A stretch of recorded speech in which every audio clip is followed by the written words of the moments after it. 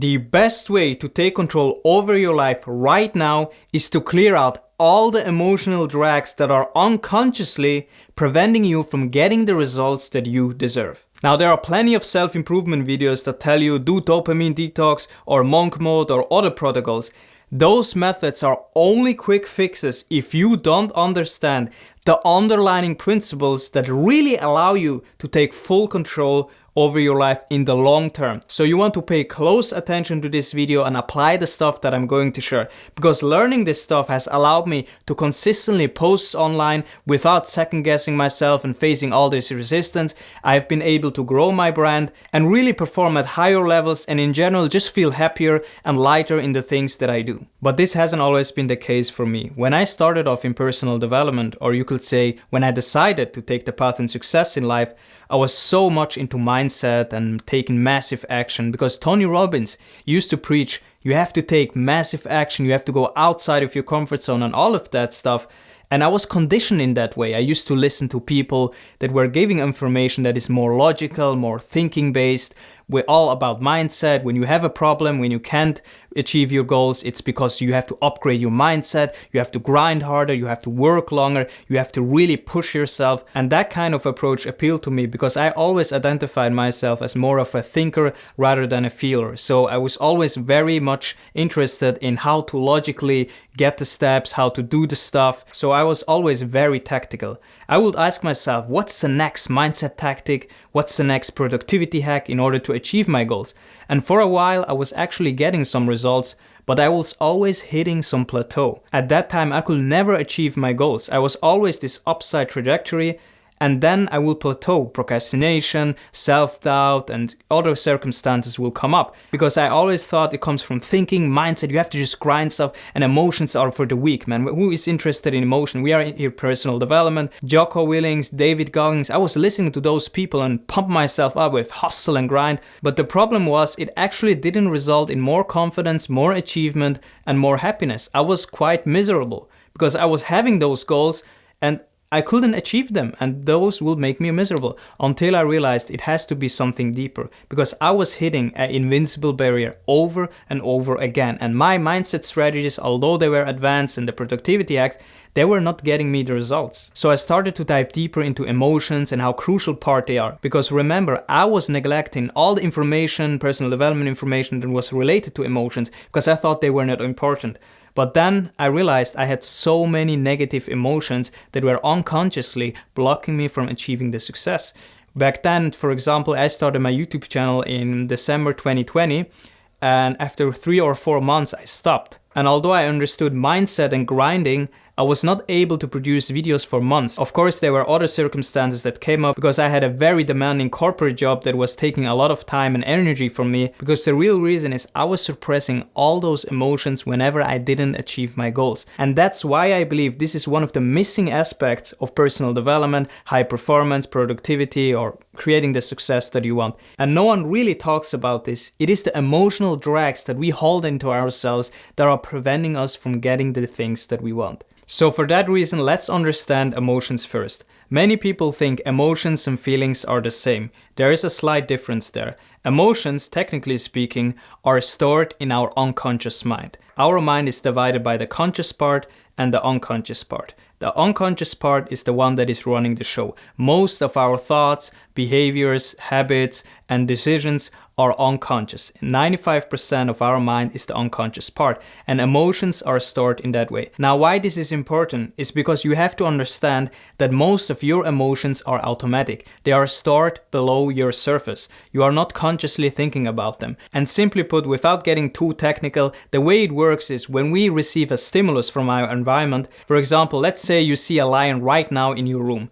Your automatic reaction is to completely freak out, and you will probably try to take the fastest way out, because it is the stimulus, in our case here the lion, that triggers chemical reactions in our brain that produce the feeling. So the feeling is our conscious experience of that emotion of fear. Because for example, I actually started my YouTube journey in December 2020. You can go back to it and you can see I posted for about 3 months, and I was actually getting a little bit of traction. I remember the first comments were quite positive and encouraging, but for somehow I stopped. Now there were a lot of circumstances, but one reason was because I was scared to putting myself out consistently. I was always thinking, will the audience judge me? Because back then I also thought my English is not good enough and this will cause so much emotional turmoil. All of those emotions of fear were running my life. I was not in control in my life. I had this goal of creating this YouTube channel and achieving some kind of success, and that's the reality for most people, because most people don't know that their emotions are secretly ruining their lives. I know this sounds a bit harsh, but if you truly understand the basics of emotions and the things that I'm going to tell you, your life will completely transform. So one day I remember I had enough. I thought to myself, okay, mindset is very important, we know this. Grinding, hustling, also important to achieve your goals. But at that time, I had to focus on my emotions because these were the missing piece. And it always first starts with awareness. I say this a lot on my channel. Every lasting change starts with awareness. So I ask myself where I'm giving away power in my life. So in order to understand where I was giving away control in my life, I had to ask myself, who am I frustrated at? Who am I blaming? And I came up with a list. Back then, for example, I had an issue with a coworker. She was a leader and responsible for scheduling work. So whenever I wanted to take a vacation, I had to go to her and discuss the matters. And we would not get along. I was always holding a grudge against her. I was always emotionally charged. I was blaming her. She was actually running my life. Because remember, when someone else in your life is constantly making you angry, frustrated, and holding a lot of resentment, this is what actually runs your life. This person is running your life. So that's when I discovered the concept of a forgiveness letter. In the beginning, I had so much resistance accepting the idea of a forgiveness letter, because I always thought that this is so unnecessary, it is too much woo-woo stuff. Because simply put, a forgiveness letter is a letter you write to a person where you feel a lot of resentment, emotional charges that are not positive. So I wrote this letter forgiving her for everything she did to me, and this was such a transformational experience. At the beginning, I was really hesitant, and when I was writing the words, I really didn't want it to forgive her, but I had to do it because I saw the benefits. Because a lot of psychological evidence shows that when you forgive someone, and especially when you write it, because when you write it, you have this mind-body connection and you can really release those toxic emotions. This is really powerful stuff. I know it's extremely uncomfortable, especially if it's someone you really disliked, but then what happened is, I was really feeling lighter and I was truly forgiving her. It will take about a week or two, but then a lot of those emotional charges were released and I was feeling much lighter and I was more in control of my life because she was not running me. And although we still had differences, I was more in control of my life. So ask yourself, who are the people that you are frustrated at?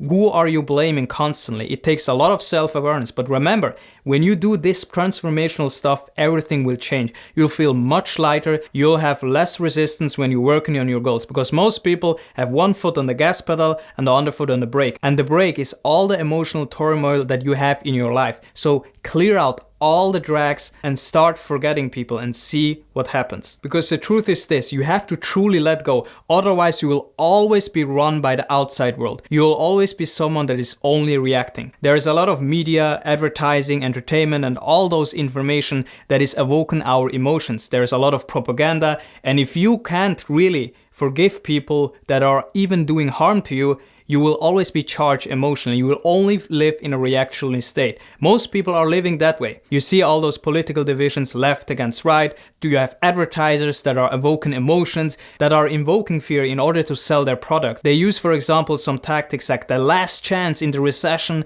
and people will buy into that. In order to take back full control over your life, you will also want to identify what is dragging your energy. We know that negative emotions drag most of our energy, but also your circumstances. Back then, I remember I was working in this corporate job, so I had this dream of one day living life on my own terms. But my corporate job was quite demanding. It was draining a lot of energy.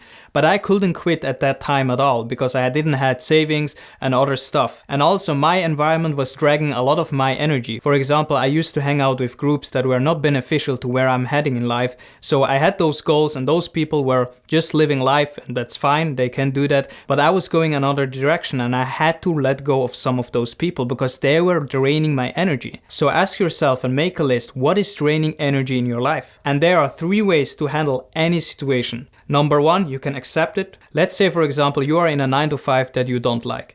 You might not hate the job, but you don't like it. Each morning you go to that job and you always think about how much you don't like it. So every day you are experiencing a lot of negative emotions and stress in that job. You can either accept it, because when we accept the situation and don't fight against it, the emotional charge goes lower, and that gives us more energy to think about more productive solutions. The second way you can handle that situation is you change the situation. Maybe you can quit your job. Maybe you can negotiate home office or some kind of other position that would allow you to feel less drained and actually improve your situation. And the third way is you change how you relate to the situation. Back then, for example, this is what I did. I was in the corporate job. It was not a bad job. I was actually earning a good money, but I was not truly satisfied. I was always thinking about my bigger goals. So in that case, I changed how I relate to my job. Instead of seeing my job as something that drains my energy and makes me unhappy, I thought about how could this job be beneficial for my future career? Because I always wanted to do something on my own,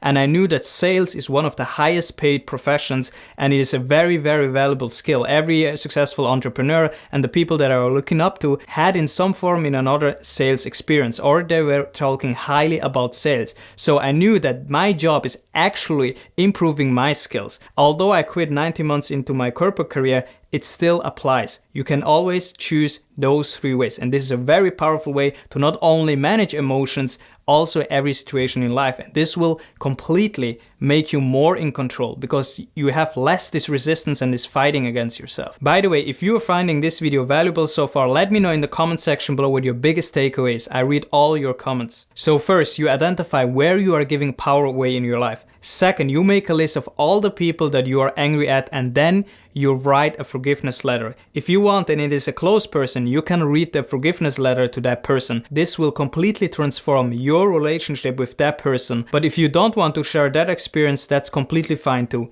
I have never shared my forgiveness letter to the other person. It's the act of truly forgiving that will release a lot of emotional shackles in your life. So after you have cleared out all the emotional drags in your life, you want to formulate a vision. If you don't have a vision for your life, you will only run in circles. Now, I want to be very clear with you. This work of emotional clearing and forgiving people is an extremely uncomfortable thing to do, because let's be honest, most people are not willing to do this type of work. Maybe they think it's not important to clear out all the emotional baggage, and that's why they are run by the outside world and they are not masters of their emotions. So when you clear out emotional baggage in your life, what will happen is you will feel much lighter and you have more room for creativity, higher performance and happiness. To take full control over your life, you have to create a life's vision. I know I talk about this a lot and I might repeat myself over and over again, but it is such a crucial thing. You have to create your own life's vision. Ideally, you want to think 5 to 10 years ahead. You have to pick something. I know you are probably saying, I don't know my purpose, I don't know what I want. Really? Is this what you're asking me? You probably haven't looked deeply enough. It doesn't matter if you are not clear on your vision and purpose. You just have to set few meaningful goals. Otherwise, I don't have any advice for you. Because most of my life I was living that way. I didn't have a vision. I was always an ambitious young guy with a lot of interest, but I never picked something. I never created a vision, and that's why I was always running in circles. So define your 5-year vision right now if you haven't already. Think about the areas career, finances, family, health, personal development. You can pick also other. Just decide on something and commit to it. It doesn't need to be perfect. You'll get more clarity on the way. Now, to take back control over your life, you also have to mold into the character that achieves his vision. Now, we talked a lot about emotional mastery, creating a vision,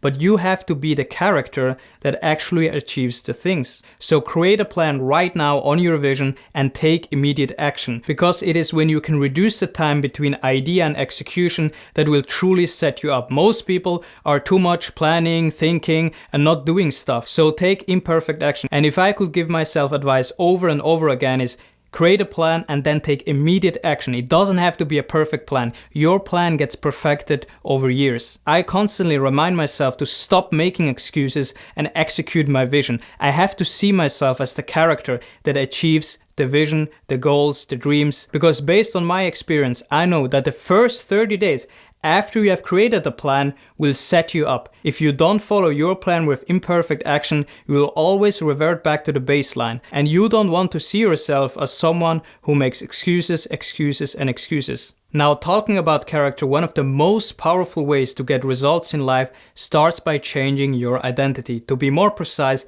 your self-image. That's why you want to watch this video next. It goes really deep on how you can truly upgrade your character in order to achieve your vision. So I believe I titled the video around how to upgrade your self-image, so you will see it here. You want to watch this video. It goes very deep, very powerful stuff that helped me tremendously overcome a lot of obstacles and actually achieve the goals more often than not. If you found this video valuable, let me know in the comment section below your biggest takeaway. I read all your comments. Like, subscribe, and hit the notification bell to be notified whenever I post a video.